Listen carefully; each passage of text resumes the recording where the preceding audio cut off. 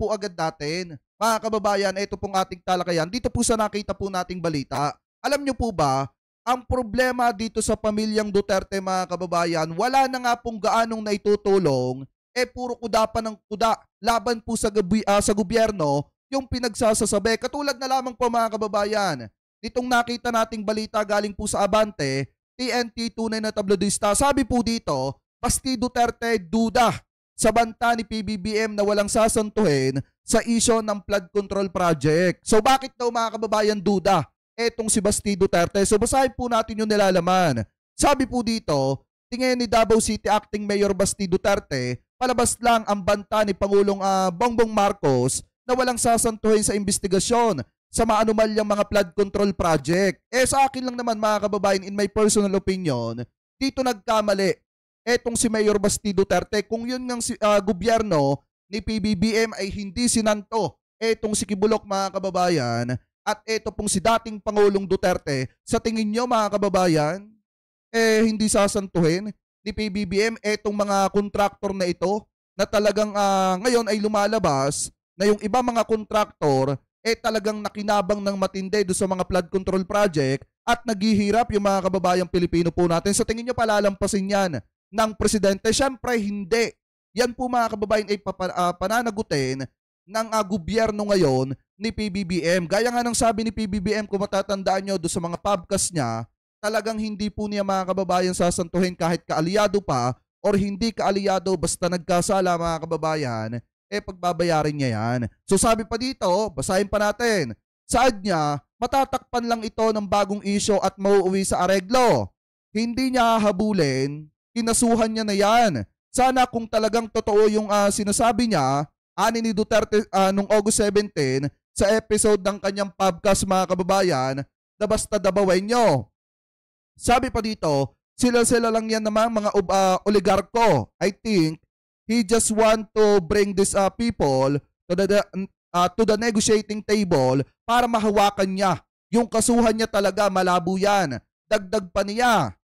Gusto nila may issue ngayon, tapos ililibing nila ng ililibing yung mga previous issue until people might forget. Ibig sabihin, hanggang sa makalimutan daw na mga kababayang Pilipino po natin yung talagang issue daw po dito sa Pilipinas. Alam nyo, mga kababayan, in my personal opinion, para sa akin, hindi ko talaga nakakalimutan yung pagiging duwag ni Mayor Basti Duterte. Pasalamat nga siya yung gobyerno at ang mamamayang Pilipino na-focus, mga kababayan, sa issue ng flood control at hindi na gaanong naaalala ngayon yung pagiging duwag ni Mayor Basti Duterte. Kung iisipin po natin, diba mas malaking issue yung karuwagan ni Basti Duterte noong mga panahong hinahamon niya at minamaliit niya itong si General Torre.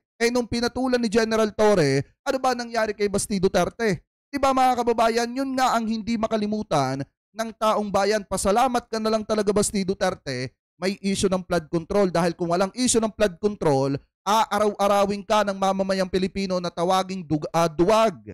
Diba? Biruin niyo, mga kababayan, mahirap kalimutan yung pagiging duwag ni Basti Duterte. Anyway, ituloy pa natin. Sabi pa dito, wala pang tugon ng Malacanang sa pahayag ni Duterte sa oras ng pagsulat ng balitang ito. Kung titingnan niyo, mga kababayan, wala pa daw sagot ang Malacanang patungkol dito sa mga patutsyada na naman ni Basti Duterte laban po sa gobyerno ni PBBM. Alam niyo, mga kababayan, ang problema dito kay Basti Duterte, wala na nga naitutulong. Puro pagkontra pa sa gobyerno yung ginagawa. Walang pinagkaiba sa kanyang kapatid na si Sara Duterte at sa kanyang ama na si dating Pangulong Duterte. Hindi na nga nakakatulong.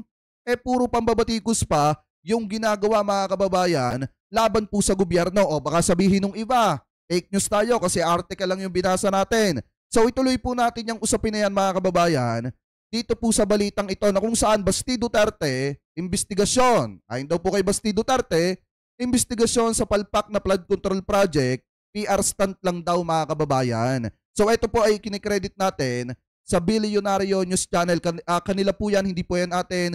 Gagawan lamang po natin ng reaction video. I-play na po natin. Palabas lang daw ang banta ni PBBM na wala siyang sasantuhin sa investigasyon sa palpak ng flood control projects. Tingin ni Acting Davao City Mayor Basti Duterte, matatakpan lang ito ng bagong issue at mauuwi sa areglo.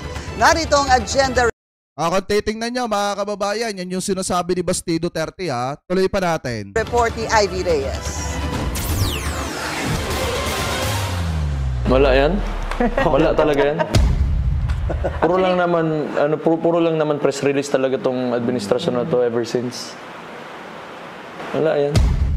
PR stunt kung tawagin ni Davao City Acting Mayor Baste Duterte ang ongoing investigation ng administrasyon sa maanumalyang flood control projects. Contractor na yan. Una nang sinabi ni Pangulong Bongbong Marcos na wala siyang sasantuhin sa mga opisyal at kontraktor na mapapatunayang nangurakot ng budget.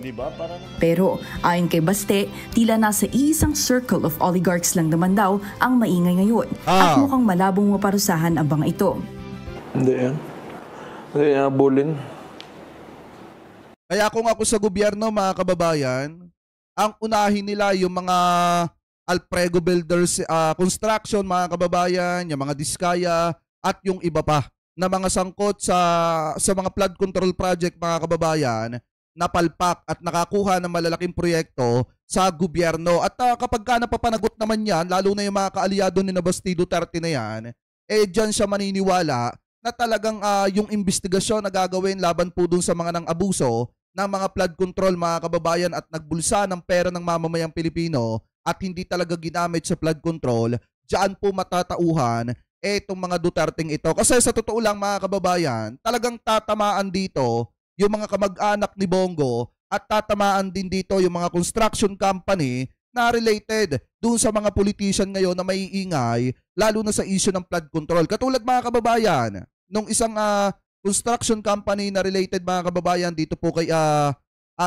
Senate President si Escudero, lahat ng yan mga kababayan talagang mananagot kung hindi nila nagamit ng tama yung pondo para dun sa mga proyekto ng gobyerno sa mga flood control. Ngayon, kung etong si Bongo mga kababayan yung kanyang pamilya talagang nang abuso din sa budget ng flood control, talagang tatamaan po sila dito. At yan siguro mga kababayan yung hinihintay nung mga DD-shit, especially itong si Basti Duterte para maniwala siya na totoo yung sinasabi ng gobyerno na mananagot lahat ng mga sangkot sa flood control. Ano po ngayon, ituloy pa natin. Kasi kung kinasuhan niya na yun sana kung talagang totoo yung mga sinasabi niya, no? Kinasuhan niya na yan. Diretso na yan. Hindi mo ba takutin mo, tas Hindi kasi katulad si PBBM, hindi katulad ng gobyerno ni PBBM yung gobyerno ng tatay mo. Basti Duterte, kasi sa gobyerno ng tatay mo, walang due process. Basta kaaway ninyo sa politika, ang ginagawa ninyo, talaga sala sa ginigipit ninyo, pinapatumba ninyo, di umano. Kaya nga mga kababayan, napakalaki ng pagkakaiba sa panahon ni PBBM at sa panahon ni dating Pangulong Duterte. Kung sa panahon nila, kahit wala silang sapat na ebidensya, puro kaso-kaso sila, sa panahon ni PBBM kailangan dumaan sa due process bago managot yung isang taong sangkot mga kababayan sa mga anomalyang nangyayari dito po sa ating bansa. Sa panahon kasi nila, basta kalaban nila sa politika, ang ginagawa nila sala sa ginigipit, kinakasuhan. At ang pinakamasaklap pa nga dyan, pinapatumba pa. Kaya nga mga kababayan, napakalaki talaga ng pagkakaiba ng gobyerno ni Digong sa gobyerno ni PBBM. Ano po? Kasi dito may due process, sa gobyerno ni Digong wala. I-negotiate mo. The president only wants to bring people to the negotiating table. Ito lang daw ang nakikitang rason ni Baste kung bakit pinapahaba umano ang investigasyon. Kung accountability daw ang layunin ni PBBM, matagal na raw sana itong naglabas ng pangalan. Mainit man ang usaping ito sa ngayon, mawawala rin daw ito paglitaw ng panibagong issue. At isa lang daw ang ibig sabihin nito, ang banta ng administrasyon na uwi sa areglo. May komento rin si Baste sa website na sumbongsapangulo.ph. In the same media conference then, Sir Harves, Mayor, he also presented the new website. The president, no? Yes, the president also presented the Sumbong sa Pangulo na website, Mayor, in which they will be listing all the flood control projects in the country. Website. Kasuhan mo na, diretso. Website ka, bro. Di ba mga kababayan, halatang hindi nag-iisip ng tama? Tignan nyo ha, siguro mga kababayan, yung utak ni Mayor Basti Duterte, umurong na at naduwag na rin buhat nung naduwag siya sa hamon niya kay General Torre. Kasi biruin nyo, ang gusto niya kasuhan agad yung isang individual mga kababayan na inaakusahan or yung isang construction company na inaakusahan mga kababayan ng walang due process. Eh di lalo nang nabatikos ng mamamayang Pilipino yan kapag kinasuhan yan nang hindi dumadaan sa due process. Kaya nga mga kababayan, napakahalaga ng due process, napakahalaga ng investigasyon patungkol po dito sa issue ng flood control na ito. Kasi nga hindi pwedeng basta-basta lang magkaso nang walang sapat na ebidensya doon sa mga taong may mga matitinding aligasyon, especially doon sa mga construction company na lumalabas ngayon na nanamasa ng mga budget ng flood control. Hindi pwedeng basta-basta kasuhan yan.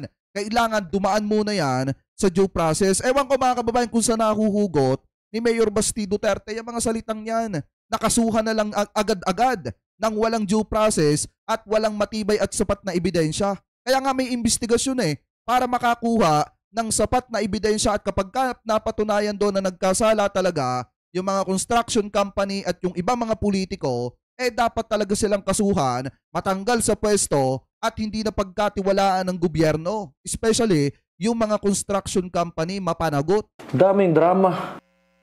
Presidente naman daw si Marcos, kaya kung talagang may hawak itong ebidensya, ano para ang hinihintay ng Pangulo? Pinuna rin ni Mayor Baste ang pahayag ni Majority Floor Leader Sandro Marcos kung saan sumasang-ayon siyang hindi kamara ang mismong mag-imbestiga sa mga sangkot na kongresista. Nangangahulugan daw na wala ring tiwala ang presidential son sa mismong bakura ng House of Representatives. Para sa agenda, Ivy Reyes, billionaire. Hindi naman kasi sa walang tiwala Mahirap lang kasi mga kababayan na ang mag-iimbestiga yung inaakusahan din. Di ba maliwanag nga na sinasabi nung ibang mga senator at nung ibang mga kababayang Pilipino po natin, especially yung mga taga-suporta ni Digong, na ang nanamasa daw po sa ibang mga flood control project, mga taga-kamara. Ngayon mga kababayan, kung ako yung nasa sitwasyon ni Senator Sandro Marcos, ni Congressman Sandro Marcos, talagang ganun din yung sasabihin ko. Bakit mo ba naman nga iimbestigahan yung sarili mo, ikaw nga din yung inaakusahan. Ikaw nga yung binabato ng issue na di umano ay sangkot sa mga flood control. So bakit mo iimbestigahan yung sarili mo? So tama din naman mga kababayan, yung sinasabi dito ni Sandro Marcos, hindi sa wala siyang tiwala sa Congress, kung hindi, sinasabi niya lang yung totoo. Ano po, so ngayon, eto pa mga kababayan, yung isa pang pabigat, yung isa pang pabigat dito po sa ating bansa. Biruin nyo pumunta si Sara Duterte ng Kuwait, kung ano-ano yung mga sinabi, at the same time makikita nyo, ganito pala karami yung mga bodyguard na kasama ni Sara Duterte sa kanya mga biyahe abroad.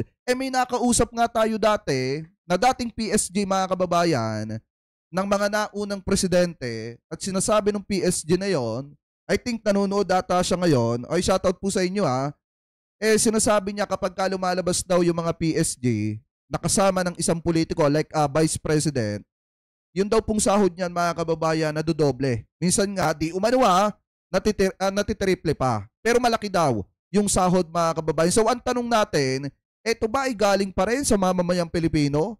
Taong bayan pa rin ba nagpapasahod sa ganito karaming security ni Sara Duterte tuwing magliliwalaw siya sa iba't ibang bansa? Biruin nyo, masakit to sa mga kababayang Pilipino natin. Bakit? Pinapasahod nyo Pero ang ginagawa ganito, panoorin nyo. Ayaw, di ba? Diba? Gaano karami niyan?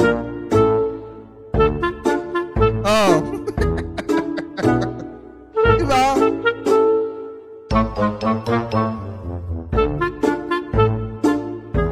Kita nyo ba? Kita nyo ba kung gaano karami mga kababayan ng bodyguard ni Sara dito? Ngayon, gaano karami Ayaw, di ba?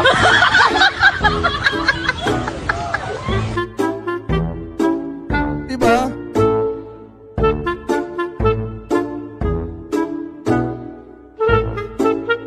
Tapos ang masaklap dyan, sinasahuran ng mamamayang Pilipino dahil nga sa pag-aakalang magtatrabaho ng maayos, etong si Vice President Sara Duterte. Pero nangyayari ngayon parang nagpapasahod tayo sa isang politikong walang silbi.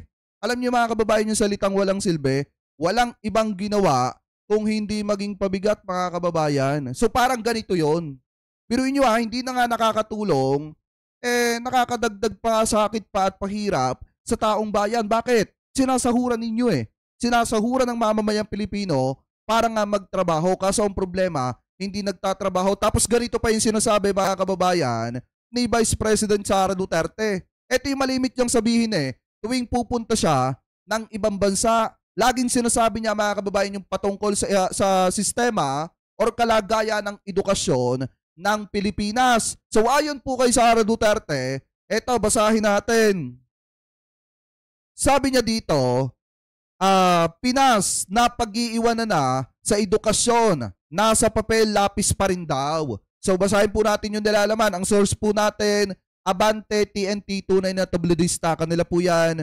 Hindi pa yun natin gagawan lamang po natin ng babasahin lamang po natin yung article at hihimayin natin. Sabi dito, sinabi ni Vice President Sara Duterte na napapag-iwanan na ang Pilipinas sa larangan ng edukasyon kumpara sa ibang mga bansa. Aniya, modernisado na raw sa ibang bansa, samantalang nananatili pa rin sa papel at lapis ang Pilipinas. Saan pa niya robotics at coding na ang pinag-aaralan ng mga bata sa ibang bansa at sa edad na 3 to 4 years old ay marunong nang magbasa. Samantala sa Pilipinas, aniya, may mga high school student pang hindi daw marunong magbasa. Binibigyan din ito ang 2019 study kung saan lumabas na 90% o porsyento na mga mag-aaral sa grade 5 ay hindi pa marunong magbasa sa antas na inaasahan sa kanila, habang 83% o percent ay patuloy na nahihirapan sa basic math skill. Inihayag ito ng pangalawang Pangulo sa kanyang talumpate sa harap ng mga Pilipino na dumalo sa hakbang ng maisog na ginanap noong Agosto 15 sa Kuwait, mga kababayan. So ngayon, kung titingnan ninyo, ito po yung isang patunay kung gaano, mga kababayan, ayoko man sabihin na kabobo, pero parang gano'n na rin. Kasi di ba naging sekretary siya ng DepEd? Bakit natin nasabi, mga kababayan? Pero inyo, nagkaroon siya ng pagkakataon para hawakan ng DepEd. Nagkaroon siya ng pagkakataon para pagandahin yung DepEd, pero ano po ang ginawa niya? Saglit na magtrabaho siya, ang inatupag niya yung mga confidential funds ng departamento ng DepEd. May mga proyekto siya na sinimulan pero hindi po natapos. Ang pinakamasaklap pa dyan, may mga budget po ang DepEd na hindi maipaliwanag kung saan po nadala. Yung mga computer natin na dapat ay napapakinabangan ng mga teacher at mga estudyante, hinayaan lang ni Sara Duterte na nakatambak sa mga bodega. Yung mga Nutriban na dapat po ay naipakain sa mga estudyante, ano po ang ginawa niya? Hinayaan lang din niya, mga kababayan, na nabubulok po at inaamag. So yan ba yung may malasakit sa mga estudyante at may malasakit sa edukasyon dito po sa Pilipinas? Biruin nyo, ang galing-galing magsalita, pero nung siya yung nasa posisyon bilang sekretary ng DepEd, hindi naman niya napaganda yung DepEd. Bagko siya pa nga yung isang naging pahirap sa departamento ng DepEd. Bakit? Sa kabila ng mga malalaking pondo, ano ginawa niya, mga kababayan? Sa 125 million pesos na inubos lamang po nila sa loob ng 11 araw at hindi nila maipaliwanag kung paano po naubos yon. Tapos ngayon magsasalita na akala mo ang perpekto, akala mo na nagawa niya yung mga nakikita niya sa ibang bansa. Kaya nga, mga kababayan, sa totoo lang, kung ako sumusuporta kay Sara, halimbawa, tapos makikita ko, mga kababayan, na ganito po yung gawain ni Vice President Sara Duterte, mahihiya ako. Bakit? Kasi unang-una, saan ka ba naman nagkatala na pupunahin mo yung sistema ng edukasyon dito sa Pilipinas, pero hindi mo nga napaganda ang sistema ng edukasyon dito sa ating bansa? Ang pinakamasaklap pa nito, pumunta siya ng Kuwait para siraan lamang ang gobyerno ni PBBM at para siraan ang departamento ng DepEd at palabasin na kulelat ang Pilipinas. Alam niyo, sa totoo lang, sa panahon po ni Sara Duterte, mas lalong bumagsak ang sistema ng edukasyon dito po sa ating bansa. Yung antas ng edukasyon mas lalo pong bumagsak kasi nga napabayaan po ni Sara Duterte ang DepEd ng mga panahon po niya. Kaya nga, kung ako ang tatanungin, mga kababayan, in my personal opinion, si Sara Duterte rin ang dahilan kung bakit ang DepEd ay kulelat pagdating po sa edukasyon. Bakit? Dahil pinabayaan niya nung panahon po niya. Nasaglip na magtrabaho siya para tugunan yung pangangailangan ng mga estudyante, ng mga guro. Ang ginawa po niya, nagpasarap buhay lamang po siya at ang inatupag niya hindi naman talaga tulungan yung DepEd. Kung hindi, yung pondo na nasa DepEd, yung mga confidential funds at yung 125 million pesos na hindi maipaliwanag kung saan niya po dinala. Biruin nyo, siya lamang po yung bukod tangi na naging sekretary ng DepEd na yung mga laptop computer hinayaang inaamag sa mga stock room, mga kababayan, at hindi po niya ipinadistribute. At siya lamang po yung bukod tangi na naging sekretary ng DepEd na saglip na ponduhan yung mga bagay, yung mga classroom na makakatulong sana na mapasukan ng mga estudyante. Ano ginawa niya? Pinagtuunan niya ng pansin yung walang kwenta niyang libro. Diba? Yung walang kwenta niyang libro, mga kababayan, na sinulat daw niya kuno pero tinulad lamang din naman niya sa libro ng taga-ibang bansa. Ano po? So yan, at least mga kababayan, alam ninyo na si Sara Duterte ang dahilan kung bakit lumubog ang sistema ng edukasyon, ang antas ng edukasyon dito po sa ating bansa. Kaya nakakahiya yung mga sinasabi niya dyan sa Kuwait. Ang masaklapan nito, pinapasahuran siya ng mamamayang Pilipino para siraan ng siraan ang Pilipinas sa ibang bansa. Yan ba yung matatawag ng mga DD-shit na trabaho? Yan ba yung matatawag ng Office of the Vice President na trabaho? Hindi po trabaho ng isang vice presidente ang sirain ng presidente at ang gobyerno nito sa ibang bansa. Hindi po yan trabaho ng matinong vice presidente. Ano po? So kayo, mga kababayan, kung kayo ang tatanungin, ano po ang masasabi ninyo? Tingil po dyan, mga kababayan, sa dalawang magkapatid na ito na hindi na nga nakakatulong pero puro po na pa yung sinasabi laban po sa ating gobyerno. Kaya kung ako talaga may makakaharap na DD-shit, tatanungin ko, bakit mo sinusuportahan si Sara? May nagawa na ba yan? May masasabi ka ba na nagawa ni Sara Duterte? Latagan mo ako at susuportahan ko din yan pag may nailatag kang marami. Eh kung wala namang mailalatag, much better do sa mga DD-shit na taga-suporta ni Sara, manahimik na lang kayo. Kasi nakakahiya, biruin nyo ha. Kung ikaw ba naman taga-suporta ni Sara Duterte, mababasa mo to.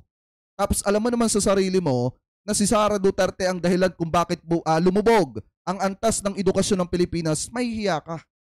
Diba mahihiya ka? Tapos ang masaklapan nito, makikita mo na nagsasalita si Basti Duterte na akala mo ang tapang-tapang, pero duwag naman pala. Siyempre kung ikaw DD-shit, mahihiya ka eh. Kasi yung mga taong pinagtatanggol mo, wala nang ginagawang tama. At wala naman talagang nagagawang tama. Ano po mga kababayan? So kayo, ano po ang komento ninyo? Hingil po dyan.